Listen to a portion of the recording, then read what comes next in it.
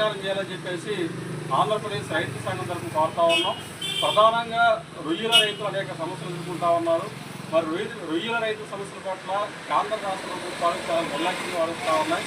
ఒకవైపు యుద్ధం జరుగుతున్న నేపథ్యంలో ఎగుమతులు నిలిచిపోయే పేరుతోటి ఇవాళ రొయ్యల ధరలు విపరీతంగా దారుణంగా తగ్గించేశారు. దీనివల్ల రైతులు నష్టపోతూ ఉన్నారు.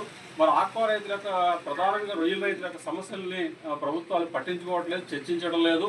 ఈ నేపథ్యంలో రొయ్యల రైతులతో వెంటనే రాష్ట్ర ప్రభుత్వం చర్చలు జరిపి వారి సమస్యల్ని పరిష్కారం చేయాలని చెప్పేసి ఈ సందర్భంగా మేము కోరుతా ఉన్నాం.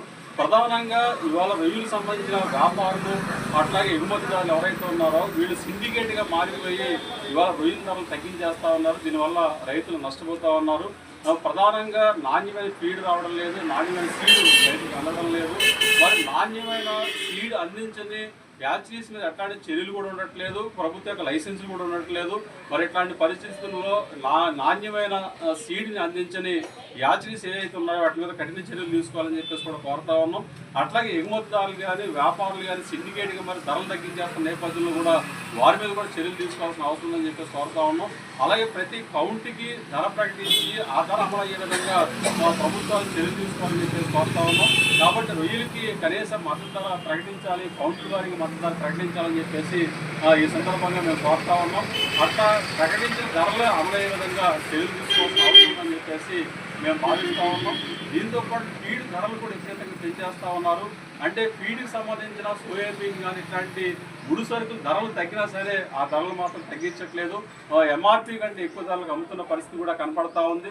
మరి అట్లాంటి ఫీడ్ ధరలు పెంచేస్తున్నా సరే ఆ కంపెనీల మీద కానీ వ్యాపారుల మీద కూడా ఎటువంటి చర్యలు ఉండట్లేదు. కాబట్టి నాణ్యమైన ఫీడ్ కూడా అందట్లేదు, నాణ్యమైన సీడు అందట్లేదు. కాబట్టి నాణ్యమైన సీడు అందించే విధంగా చర్యలు ఉండాలి. అలాగే రొయ్యలకు సంబంధించి కొనుగోలు సంబంధించిన ధరలు కూడా తగ్గించకుండా చర్యలు తీసుకోవాలి.